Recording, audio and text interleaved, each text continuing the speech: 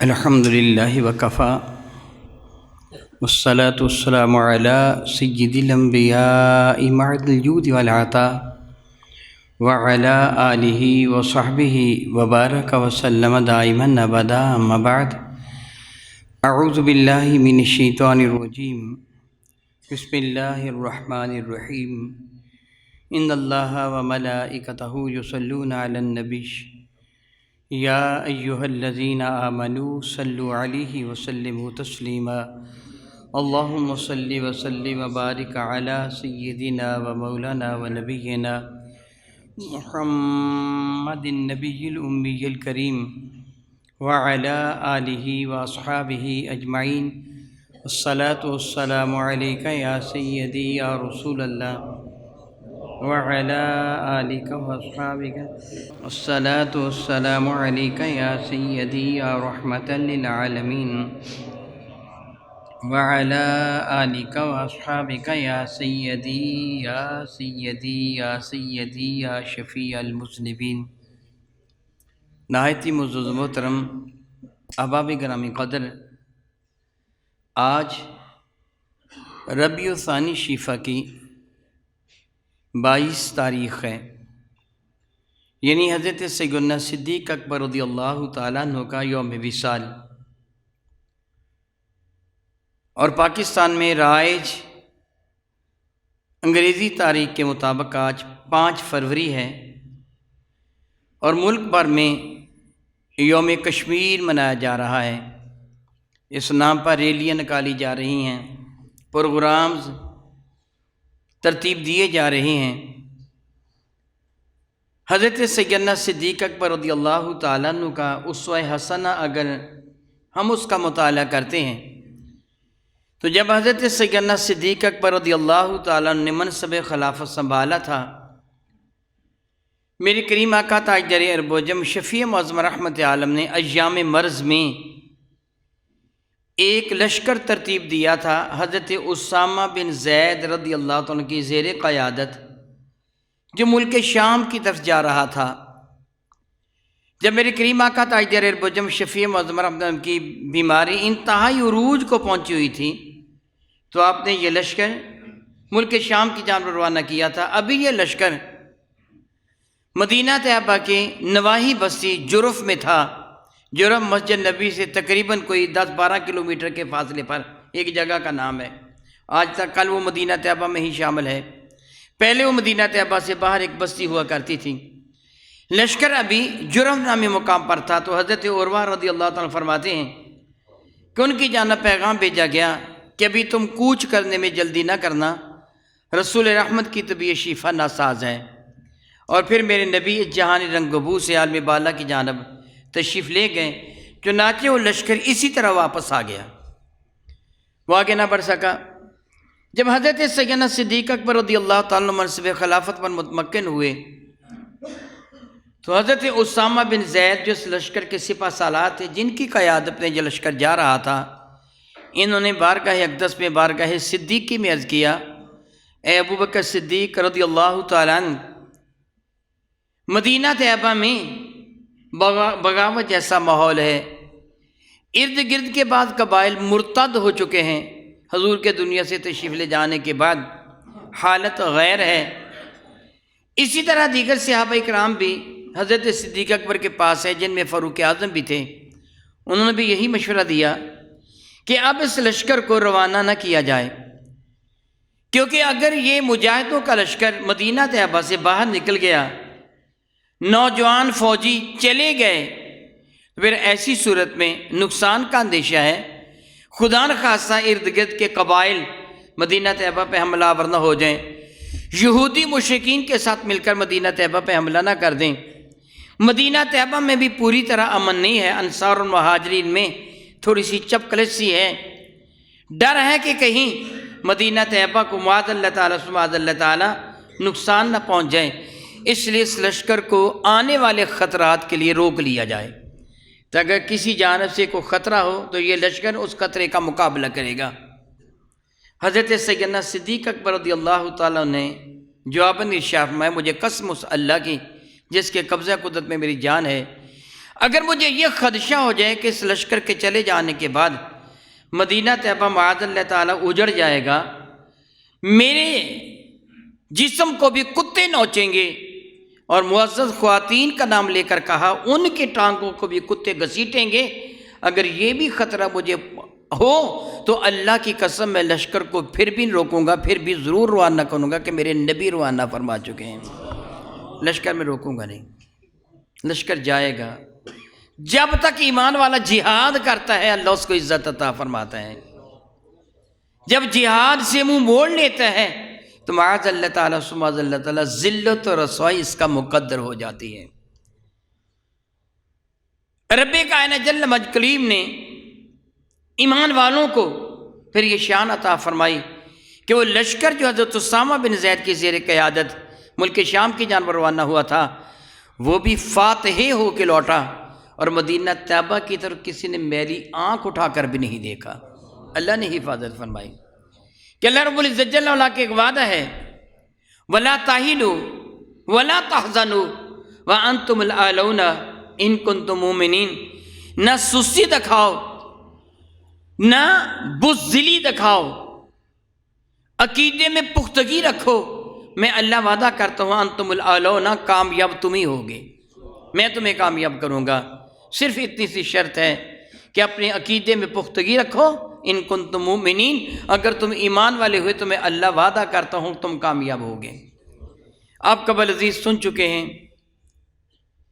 کہ سیدنا خالد بن ولید نے رضی اللہ تعالیٰ 30 مسلمانوں کے ساتھ 60,000 کے لشکر کا مقابلہ کر کے ان کو ذلیل و رسوا کر کے ان کو شکست فاش دے کے واپس آ گئے تھے۔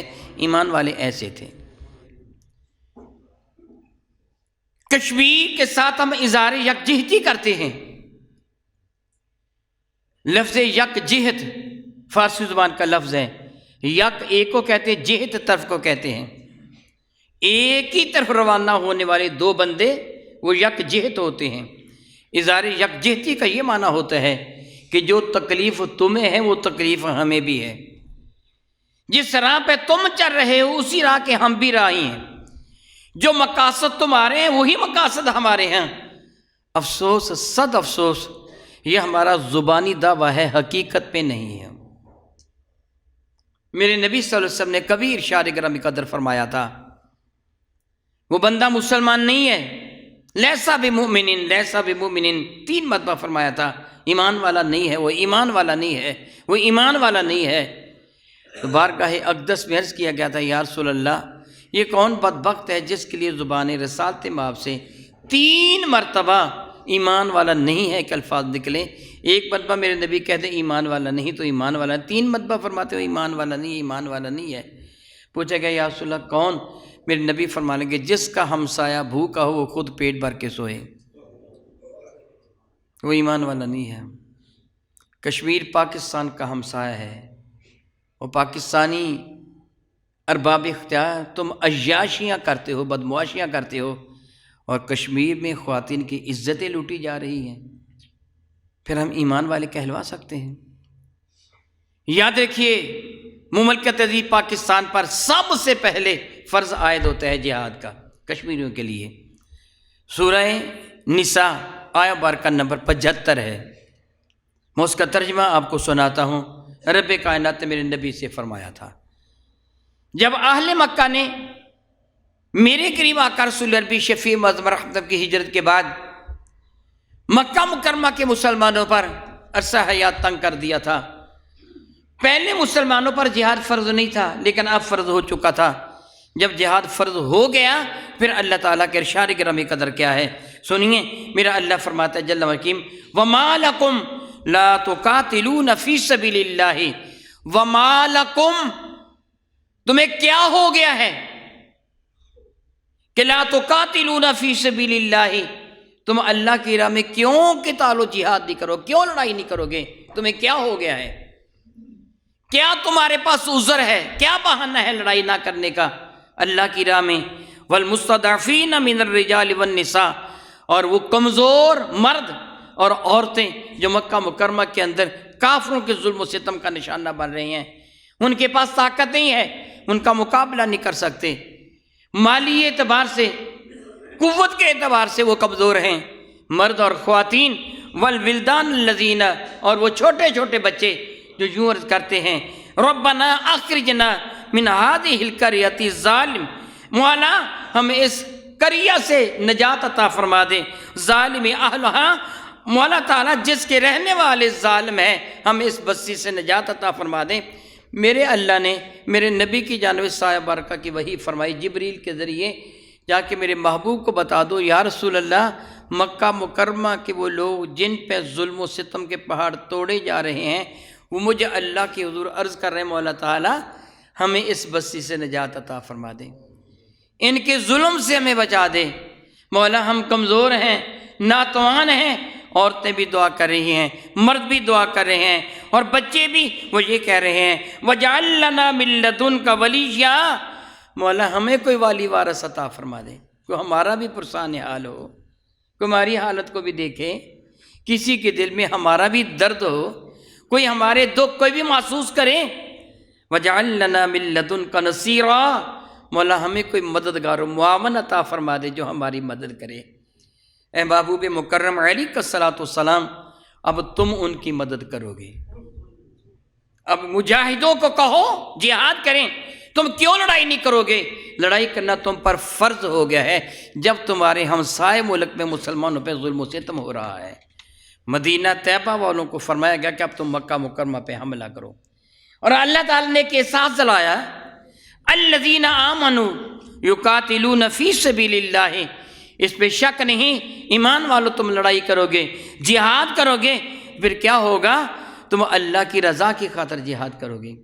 اگر کامیاب ہو کر کافروں کو اس ملک سے نکال کر، ان کو سزا دے کر، ان کو ان کے جرم کی سزا دے کر تم واپس آؤ گے تو تم غازی کہلواؤ گے، اگر مرتبہ شہادت پا جاؤ گے تو میں تم کو جنت عطا فرما دوں گا۔ تم اللہ کی رضا کی خاطر جہاد کرتے ہو، اور وہ لوگ والذین کفروا، وہ لوگ کافر جو ہیں نا، یقاتلون فی سبیل الطاغوت، وہ تو شیطان کی راہ میں لڑائی کرتے ہیں، تم اللہ کی راہ میں لڑائی کرتے ہو۔ اگر تم وہی بات جو میں پہلے عرض کر چکا ہوں وَلَا تَهِنُوا وَلَا تَحْزَنُوا وَأَنْتُمُ الْأَعْلَوْنَ، میرا اللہ فرماتا ہے نہ غم کرو نہ سستی دکھاؤ، میں اللہ وعدہ کرتا ہوں تم کامیاب ہو جاؤ گے۔ کیا ہمیں اپنے رب کے وعدے پر یقین نہیں؟ اللہ تعالیٰ ارشاد فرماتے ہیں سایہ بارکہ میں سورۃ النساء کی 75 نمبر بارکہ میں اللہ تعالیٰ فرماتے ہیں کہ ان کید الشیطان کان ضعیفا، یاد رکھو جو شیطان کے مکر ہیں یہ بڑے کمزور ہیں، ذلیل ہو جانے والے ہیں، میں اللہ طاقت والا ہوں، تم میرے ہو۔ افسوس، صد افسوس، بہت افسوسناک حقیقت ہے کہ ہم بزدل ہو گئے، ہم شیر دل نہ رہے، بزدل ہو گئے، ہم نے امریکہ کا کہنا مانا، یہودیوں کا کہنا مانا، کافروں کا کہنا مانا، اپنے رب کا کہنا نہیں مانا ہے۔ رب فرماتا ہے میں تمہاری امداد کروں گا، قدم تو اٹھاؤ، آگے تو بڑھو، پھر دیکھو میری امداد ہوتی ہے کہ نہیں ہوتی۔ اور ہم لرزہ پر اندام ہے نہیں، امریکہ ناراض ہو جائے گا اگر ہم نے کوئی بات کی۔ آپ جانتے ہیں اس حقیقت کو کہ کشمیر جس کو مقبوضہ کہتے تھے بھارت کے قبضہ میں، جسے ہم آزاد کہتے ہیں وہ پاکستان کے قبضہ میں، کشمیر کی حیثیت کیا ہے؟ آپ میں سے شاید اکثر لوگوں کو اس بات کا علم ہو یا نہ ہو، پاکستان کا کوئی بھی فرد پاکستان ڈومیسائل رکھتا ہوا کشمیر کی زمین نہیں خرید سکتا، پاکستانی کوئی کشمیر کی جائیداد نہیں خرید سکتا، کشمیر کا رہنے والا پاکستان کی خرید سکتا ہے۔ آپ جانتے ہیں کہ پاکستان الگ ہے ملک اور کشمیر الگ ہے، اسی لیے پاکستان کا وزیر اعظم اور ہے، کشمیر کا وزیر اعظم اور ہے، دونوں کے الگ الگ وزیر اعظم ہے، وہ ریاست کشمیر الگ ہے، پاکستان الگ ہے، وہ پاکستان کے ساتھ ہے۔ عموماً قوانین پاکستان میں اس کے لیے بنائے جاتے ہیں، وزیر کشمیر پاکستان میں رکھا جاتا ہے، وزیر اعظم کشمیر کا اپنا ہے، پاکستان کا وزیر اعظم اپنا ہے۔ یہی صورت بھارت کے اندر تھی، وہاں کوئی نہ کوئی کٹ پتلی وزیر اعظم بنا دیا جاتا تھا۔ اور آپ جانتے ہیں کچھ عرصہ قبل مودی خبیث نے اس حیثیت کو ختم کر کے کشمیر کو اپنے ملک کے ساتھ ضم کر لیا ہے۔ جس طرح پاکستان کا کشمیر، میں نے کہا نا کہ وہ پاکستان کا کوئی بندہ وہاں کی جائیداد ہے، بھارت کا بھی یہی قانون تھا، لیکن اب وہ خرید سکتے ہیں کہ مودی نے پارلیمنٹ میں قرارداد پاس کروا کے اس کو اپنے ساتھ ملا لیا، اور اس اعتبار سے وہ بھارت کا حصہ بن گیا۔ ہم نے عارضی طور پر بڑا شور مچایا، عارضی طور پر ہم یہ کر کے رکھ دیں گے، وہ کر کے رکھ دیں گے، یہ سب کچھ ایک سازش کے تحت تھا، بکواس تھا، جھوٹ تھا، ہم نے کچھ بھی نہیں کیا، اور کشمیر ان کے ہاتھ چلا گیا۔ دنیا بھر کے کافر نے الکفر ملت واحدہ کے اعتبار سے ہلکی پھلکی باتیں کی، اس کے بعد سارے خاموش ہو گئے، کشمیر جاتا رہا۔ اب اظہار یکجہتی کیا ہے؟ کن کے ساتھ اظہار یکجہتی منا رہے ہو؟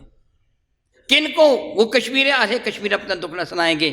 دراصل پاکستان تقریباً 71 سال سے 5 صدی کے قریب عرصہ ہو گیا ہے، 1947 کے بعد یہ مطالبہ کرتا چلا رہا ہے کہ کشمیر میں ان کی رائے لو، اہل کشمیر کی، ان سے پوچھو تم کن کے ساتھ رہنا چاہتے ہو، جو کہ اکثریت مسلمانوں کی تھی۔ اس لیے بھارت چاہتا تھا کہ یہاں اظہار رائے نہ کی آزادی نہ ہو، کوئی رائے نہ دے، اور اب وہ کیا کر رہا ہے؟ وہاں ہندوؤں کو بتا رہا ہے کہ اگر آئندہ اظہار رائے کا کوئی قانون پاس ہوا بھی تو کثرت کے ساتھ ہندو ہوں گے، وہ کہیں گے ہم تو بھارت کے ساتھ رہنا چاہتے ہیں، تو بس ٹھیک ہے، پھر سب کو ٹھیک ہو گیا۔ لیکن مسلمان ملکوں کے کانوں پر جوں تک نہیں رینگتی۔ جب تک میرے اور آپ کے کریم آقا رسول عربی شفیع معظم رحمت اللہ پر جہاد فرض نہیں ہوا تھا، جدا بات تھی، لیکن میرے نبی اس وقت بھی جس قدر بہادری کا مظاہرہ فرمایا کرتے تھے، انسانیت کی آنکھیں دنگ ہو کے رہ جاتی ہیں۔ میرے کریم آقا رسول عربی شفیع معظم رحمت عمر مبارکہ ابھی 20-25 سال کے قریب تھی کہ مکہ مکرمہ میں ایک بدوی آیا، دیہاتی آیا، وہ اپنی بیٹی کے ساتھ آیا تھا، وہ حرم کعبہ کی زیارت کے لیے آیا تھا۔ زمانہ جاہلیت کی بات ہے، کافر آیا کرتے تھے حرم کعبہ کا حج کرنے کے لیے، یہ بھی آیا تھا، اس کے ساتھ اس کی نوجوان نہایت ہی خوبصورت لڑکی تھی، یہ اپنی بیٹی کو اپنے ساتھ لے کے آیا تھا۔ قریش کا ایک سردار جب اس سے اس لڑکی کو دیکھا تو اس کے دل میں بدی پیدا ہو گئی، اس سے شخص سے بدوی سے لڑکی کو چھین لیا۔ بیچارہ بدوی کچھ بھی نہیں کر سکتا تھا، اور قریش کے مکہ مکرمہ میں 10 قبیلے تھے، 10 قبیلے تھے، اور سینکڑوں کی تعداد میں نوجوان تھے جو مقابلہ کرنے والے تھے۔ اب وہ بیچارہ ایک بدوی 10 قبائل کا مقابلہ کیسے کرتا؟ سارے کے سارے اکٹھے ہو جاتے تھے۔ ان کو مکہ مکرمہ میں سرداری حاصل تھی، اس بدوی بیچارے نے اس کی محنتیں کی، واسطے دیے، مگر اس کا دل نفس جس کی بیٹی کو اغوا کر کے لے گیا، گندی نیت کے ساتھ لے کے گیا تھا۔ اس واقعہ کی خبر اسی گھڑی میرے نبی کو ہو گئی۔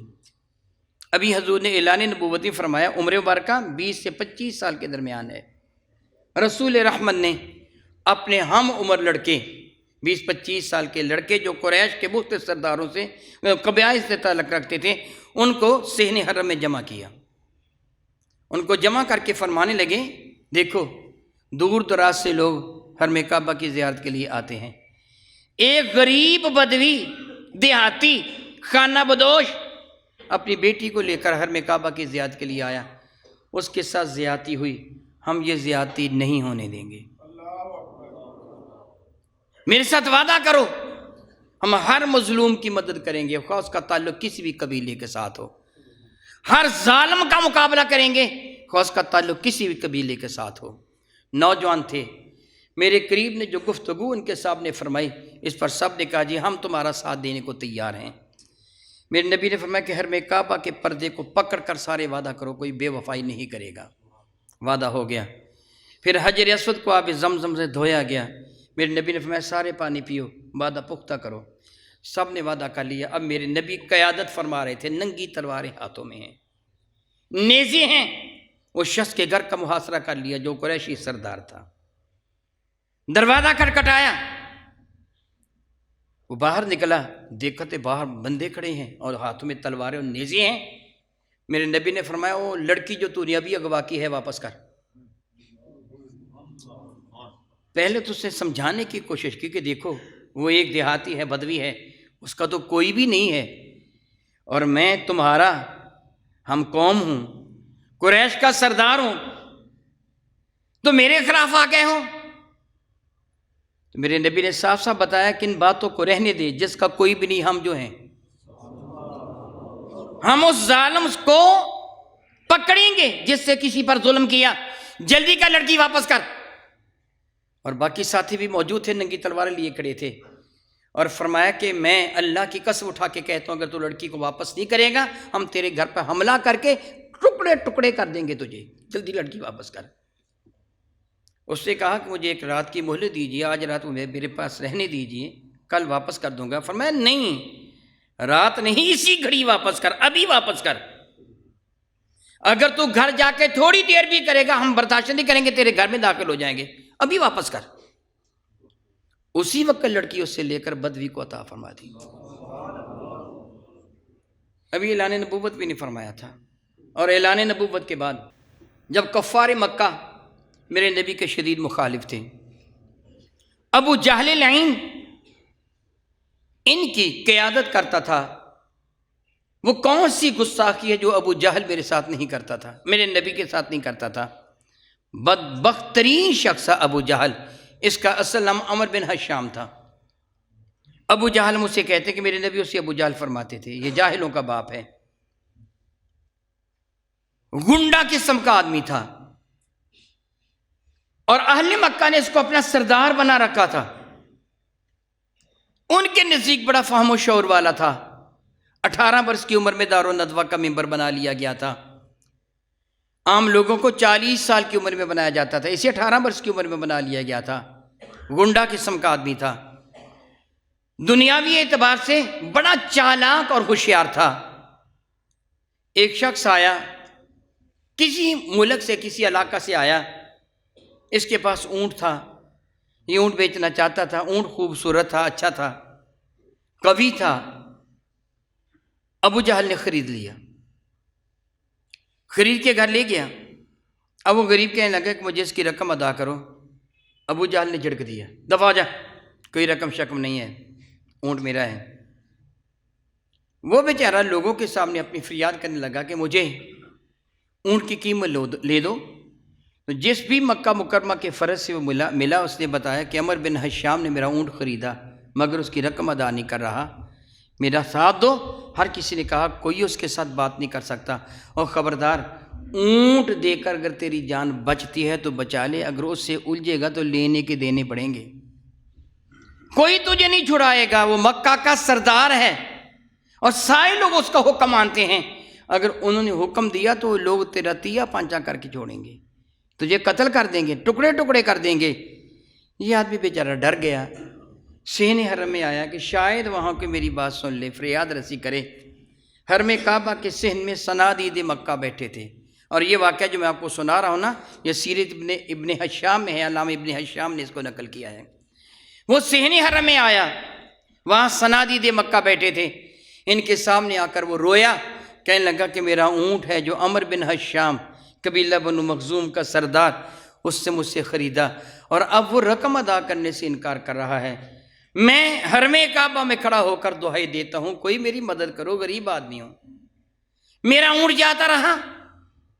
کفار کو ایک شرارت سوجی، انہوں نے کہا کہ کوئی بھی تجھے عمر بن حشام سے رقم لے کے نہیں دے سکتا سوائے ایک شخص کے۔ کہنے لگے وہ کون شخص ہے؟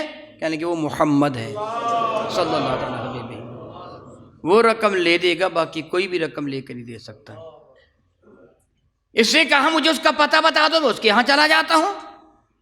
ان کو شرارت سوجی تھی کہ جب یہ رسول رحمت کے پاس جائے گا، عام طور پر وہ انکار نہیں کرتے، ان کی عادت میں انکار نہیں ہے، ہو سکتا ہے اس کی مدد کرنے کے لیے تیار ہو جائیں۔ پھر جب یہ ان کو لے کے ابو جہل کے پاس جائے گا نا، وہ ابو جہل سے جھگڑا کریں گے نا، تو ابو جہل ان کو معاذ اللہ تعالیٰ بہت کچھ بکواس بکے گا، ہو سکتا ہے تھپڑ تھپڑ بھی مارے، اور یوں اس آدمی کے سامنے اس کی رسوائی ہو جائے گی۔ تماشا دیکھنے کے لیے اپنے ایک ساتھی کو انہوں نے کہا جا اس کو لے جا ان کے دروازے پر۔ کافروں کا نمائندہ اس شخص کو لے کے میرے نبی کے دروازے پر آیا، میرے کریم آقا رسول عربی کی خدمت میں اس آدمی نے اپنا واقعہ سنا کہ میں اونٹ لے کے آیا تھا، عمر بن حشام نے مجھ سے اونٹ خرید لیا، اب رقم دینے سے انکاری ہے، مجھے پتہ چلا ہے کہ تم میری رقم لے کے دے سکتے ہو، مہربانی کرو میرے ساتھ چلو۔ میرے نبی فرمانے کہ میں ابھی چلتا ہوں۔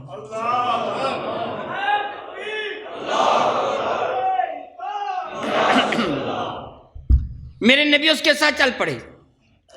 اب وہ کفار کا نمائندہ تماشا دیکھنے کے لیے اور ان کو بتانے کے لیے کہ میں آگے بتاؤں گا ایسے ایسے کر کے وہ بھی ساتھ چل پڑا۔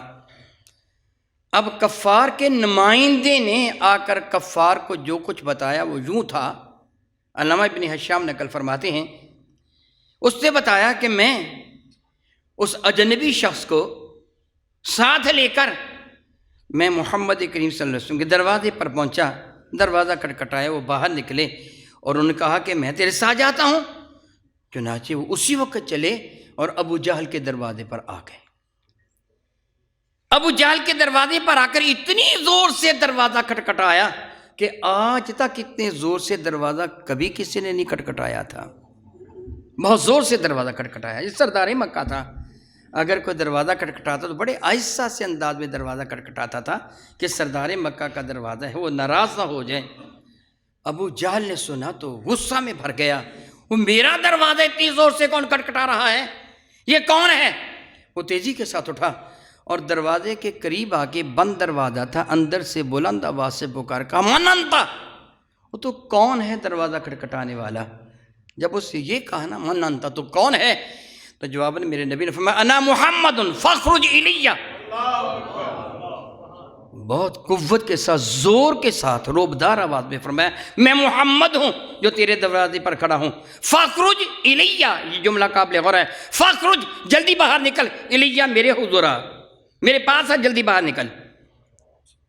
وہ کہتا ہے کفار کا نمائندہ جب ابو جہل نے چہرہ نہ دروازہ کھولا نا تو کہتا ہے فخرج الیہ، جب ابو جہل ان کے سامنے آیا تو ما وجد فی وجہی رائحہ، تو میں نے اس کے چہرے پر ہوائیاں اڑتی ہوئی دیکھی۔ وہ ڈر رہا تھا، لرز رہا تھا میرے نبی کی روبدار آواز کے سامنے۔ اور جب وہ حضور کے سامنے آیا نا تو میرے کریم آقا رسول عربی نے ارشاد گرامی قدر فرمایا اے عمر، اس آدمی کا حق ادا کر، آتے حق و آت رجل، اس آدمی کا حق ادا کر۔ کہ تو اس پہ کپ کپی تاری تھی، اس سے یہ نہیں کہا کہ میں دیتا ہوں یا کل کو دے دوں گا یا شام کو دے دوں گا یا آدھی ابھی رقم دے دیتا ہوں آدھی بعد میں دے دوں گا، نہیں نہیں نہیں، وہ کانپنے لگا، کہنے لگا مجھے اتنی سی اجازت دے دو میں اندر جا کے رقم لے آؤں، اتنی سی اجازت دے دو۔ تو بتا رہا تھا کہ انہوں نے محمد نے صلی اللہ علیہ وسلم اجازت دے دی، وہ گیا اندر، اسی وقت لا کے رقم اس کو دے دی۔ عرابی نے اس دیہاتی نے رقم کو گنا، کہنے لگا جی ٹھیک ہے پوری رقم ہے۔ میرے نبی نے فرمایا جا تجھے اجازت ہے، اس کو بھی اجازت دے دی، اس کو بھی اجازت دی، خود خانہ انور کی جانب چلے گئے، پھر اپنے کاشان مقدس کی جانب چلے گئے۔ کفار مکہ بڑے حیران تھے کہ یہ کیا ہوا، یہ کیا ہوا؟ ہم تو سوچ رہے تھے کہ ان کے ہاں جائے گا اور وہ بدبخت توہین کرے گا، بے عزتی کرے گا اور ہمیں پتہ چلے گا، ہم خوش ہوں گے، خوشی منائیں گے، لیکن یہ تو اس کی بالکل برعکس ہوا۔ تھوڑی دیر کے بعد ابو جہل بھی آ گیا، رنگ اڑا ہوا تھا۔ انہوں نے پوچھا تجھے کیا ہوا؟ کہنے لگا کیا بتاؤں، جب انہوں نے دروازہ کھٹکھٹایا ہوش تو اسی وقت میرے اڑ گئے تھے، یہ دروازہ کھٹکھٹانے والا کون ہے؟ اور جب انہوں نے بڑے روبدار آواز میں کہا نا انا محمد، میں لرز گیا تھا، معلوم نہیں مجھے کیا ہو رہا تھا۔ دروازہ کھولا تو اللہ کی قسم ان کے پیچھے ایک بڑے اونٹ کو دیکھا جو منہ کھولے کھڑا تھا، کہہ رہا تھا کہ اس کی رقم دے دے وگرنہ نگل جاؤں گا تجھے۔ میرے نبی نے بتایا وہ جبریل تھے، میرے نبی نے فرمایا وہ جبریل تھے، اگر وہ گستاخی کرتا تو اس کا ایک ایک جوڑ جدا کر دیتے۔ یہ اس وقت کی بات ہے جب یہ ابھی جہاد فرض ہوا نہیں تھا، تو پھر تو جہاد فرض ہو گیا۔ پھر تو مسلمانوں نے کیا کچھ کیا آپ جانتے ہیں کہ میدان بدر میں 313 نے 1000 کے ناکوں چنے چبوا دیے تھے، ایسے ہوا تھا نا۔ مگر یہ کیسے ہوگا جب ہم مسلمان ہوں گے؟ کیا جب ہم پکے؟ رب نے وعدہ کیا ہے کہ تم فکر نہ کرو میں امداد کروں گا، ان کنتم مومنین، اگر تم ایمان والے ہوئے تو پھر فکر نہ کرو انتم الاعلون، میں اللہ وعدہ کرتا ہوں کامیاب تم ہی ہوگے۔ اللہ پر بھروسہ تھا نا ایمان والوں کو، ان کو پتہ تھا ہم کامیاب ہوں گے، اس لیے تو حضرت خالد بن ولید 30 آدمی لے کے چلے گئے تھے نا، کہ اللہ نے وعدہ کیا یہ تو تلواروں کی بنا پر تو نہیں، ہتھیاروں کی بنا پر تو ہمیں کامیابی نہیں ملتی، ہمیں کامیابی رب کی عطا سے ملتی ہے۔ افسوس، صد افسوس، آج دنیا میں 57 کے قریب مسلمان ممالک ہیں، اور ان میں کوئی بھی ملک ایسا نہیں کہ جس کا سربراہ اس کی شکل و صورت میرے نبی کی سنت کے مطابق ہو، سب کی شکلیں یہودیوں جیسی ہیں۔ ایسے ہے کہ نہیں ہے؟ بتائیے بھلا، ہے نا؟ صرف شکلیں ہی یہودیوں جیسی، ان کی عقل بھی یہودیوں جیسی ہیں۔ صرف ایک ایسا سربراہ مملکت ہے ترکیہ والا کہ جو کافروں کی آنکھوں میں آنکھیں ڈال کے بات کرتا ہے، اس کے سوا باقی کوئی بھی نہیں ہے۔ کوئی بھی ایسا پکا مسلمان بہادر نہیں ہے کہ جو سچا مسلمان ہو اور اس کے دل میں اللہ اور اس کے رسول کی سچی محبت ہو، کوئی جو کافروں سے ٹکرانے کے لیے آگے نکل آئے، کوئی ایک بھی نہیں ہے۔ نہ کوئی ان ملکوں میں کوئی ایسا ملک ہے جو ماڈرن اسلام کے لیے ہو، جو اسلام کا نمونہ ہو۔ کسی بھی ملک میں اسلامی قانون نافذ نہیں ہے۔ اگر آپ سعودیہ کا نام لیں گے تو آپ اچھی طرح جانتے ہیں کہ انہوں نے اپنے لیے قوانین بنائے ہیں، اللہ اور اس کے رسول کی رضا کی خاطر نہیں بنائے ہیں۔ اور پھر موجودہ جو سعودیہ کا ولی عہد ہے، وہ سعودیہ میں اس مبارک علاقے میں ایک ایسا شہر بسانے جا رہا ہے جہاں زمانے بھر کی ساری عیاشی، فحاشی، شراب نوشی، گندگی، بدکاری، جو چاہے گا بندہ وہاں کرے گا۔ عورتوں کو بھی کھلی چھٹی دے دی گئی۔ افسوس، صد افسوس، اے کاش، اے کاش پوری دنیا میں کوئی ایک ہی مسلمان سربراہ ایسا ہوتا کہ جو علم جہاد بلند کرنے والا ہوتا، مگر کچھ بھی نہیں۔ میں کہوں گا کہ یہ بات بالکل صحیح ہے کہ یہ گلستان اسلام اجڑ رہا ہے، تباہ کیا جا رہا ہے اس باغ کو، مگر افسوس باغبان کوئی بھی نہیں ہے۔ شاید اسی وقت کے لیے کسی نے کہا تھا کہ برباد گلستان کرنے کو بس ایک ہی الو کافی تھا۔ سارے ملکوں کے جو بادشاہ ہیں، سربراہ ہیں، کہتے ہیں برباد گلستان کرنے کو بس ایک ہی الو کافی تھا، اب ہر شاخ پہ الو بیٹھا ہے، انجام گلستان کیا ہوگا؟ ہماری سب کی حالت یہ ہوگی ہے، تو پھر ہم کشمیر کے ساتھ اظہار یکجہتی جی 4 نعرے لگا لیں گے، کو 2 ریلیاں نکال لیں گے، کچھ تقریریں ہو جائیں گی، بس اس کے بعد خاموش ہو کے بیٹھ جائیں گے۔ ان پر جو ظلم و ستم ہوتا ہے وہ ہوتا رہے۔ یہ کہیں گے کشمیریوں ہم تمہارے ساتھ ہیں، کیا بھلا؟ کشمیریوں ہم تمہارے ساتھ ہیں، مگر ساتھ دیں گے نہیں۔ ہاں، تمہارے ساتھ ہیں مگر ساتھ دیں گے نہیں، تمہارے دکھ میں شریک ہیں مگر دکھ دور کریں گے نہیں۔ یہی حال ہے نا ہمارا۔ پھر اس منافقت کا کیا فائدہ ہے؟ پھر صاف صاف اعلان کر دیا جائے ہماروں سے کوئی تعلق نہیں ہے، ہم مسلمان ہی باقی رہ گئے۔ اللہ کا کیا حکم ہے؟ تم کیوں جہاد نہیں کرتے ہو؟ پوچھا جائے گا۔ اس پہ میں اور آپ بھی شامل ہیں۔ جس قدر ہم اظہار نفرت کر سکتے ہیں، میرے نبی نے کبھی فرمایا تھا کہ ان یروا منکرا فلیغیرہ بیدہ، اگر تم گناہ ہوتا دیکھو اپنے ہاتھوں سے روک دو، فإن لم یستطع فبلسانہ، اگر ایسے نہ ہو سکے تو اپنی زبان سے کم از کم منع کر دو۔ میں اسی لیے اظہار نفرت کر رہا ہوں ان باتوں سے، میں اسی لیے آپ کو جگا رہا ہوں، اسی لیے احساس دلا رہا ہوں کہ ہم پر فرض تھا ہم جہاد کرتے، اور جب جنگ شروع ہو جائے تو پھر ہر فرد پر جو مسلمان ہے جہاد میں حصہ لینا فرض ہو جاتا ہے، جس بھی انداز سے حصہ لے، ان کے معاون بنے، کسی بھی اعتبار سے مجاہدین کے مسلمانوں پہ فرض ہو جاتا ہے۔ میرے کریم نے فرمایا تھا فإن لم یستطع فبقلبہ، اگر تو زبان سے بھی کچھ نہیں کہہ سکتا تو کم از کم دل میں تو گناہ کو برا جان، وأضعف الایمان، اور یہ ایمان کا کمزور ترین درجہ ہے۔ اگر ہم میں کوئی ایمان والے ہیں بھی تو کمزور ترین درجے والے، وگرنہ اگر کسی کے دل میں یہ خیال بھی پیدا نہیں ہوتا تو پھر ایمان والا ہی نہیں ہے۔ اللہ یعوذ باللہ تعالیٰ ثم اللہ یعوذ باللہ تعالیٰ۔ اب آپ گرامی قدر اللہ تعالیٰ کے حضور توبہ بھی کیجیے کہ ہم گناہ کر رہے ہیں، کشمیریوں کی امداد نہ کر کے ہم گناہ کر رہے ہیں، پوری دنیا کے مظلوم مسلمانوں کی امداد کرنا پوری دنیا کے مسلمانوں پر فرض ہے، لیکن ہمسائے کی امداد کرنا ہمسائے پر زیادہ فرض ہے۔ کشمیر ہمارا ہمسایہ ہے، ہم پر فرض تھا کہ ہم ان کی امداد کرتے، ان کے دکھوں کا مداوا بنتے، مگر افسوس صد افسوس قیام پاکستان سے لے کے آج تک کوئی بھی ایسا فرد نہیں آیا، مرد مجاہد نہیں آیا کہ جس سے کشمیریوں کے لیے کچھ ایسا قدم اٹھایا ہو کہ جو ان کی بقا کی خاطر مفید ثابت ہوتا ہو۔ بس سارے قراردادیں پاس کرتے ہیں، قراردادیں پاس کر کے چند نعرے لگا کے چلے جاتے ہیں، پھر ہم اگلوں کا انتظار کرتے ہیں۔ بالکل اسی طرح جس طرح تماشا دکھانے والا تماشا دکھاتا ہے، تھوڑی دیر کے لیے وہ ڈگ ڈگی بجاتا ہے، جمع ہو جاتے ہیں، انجوائے کرتے ہیں، پھر اپنے گھروں کو چلے جاتے ہیں، پھر اور صحیح اللہ یعوذ باللہ تعالیٰ ہمارے ساتھ یہی کچھ ہو رہا ہے۔ میں دعا کرتا ہوں کہ رب کائنات ہمیں عقل سلیم کی دولت عطا فرما۔ مولا تعالیٰ دعا ہی کر سکتا ہوں تیرے حضور کہ پوری دنیا کے مظلوم مسلمانوں کی امداد فرما، بالخصوص کشمیر کے مسلمانوں کی امداد فرما۔ مولا تعالیٰ ان پر آزادی کا سورج طلوع فرما۔ آمین ثم آمین وآخر دعوانا ان الحمد للہ رب العالمین۔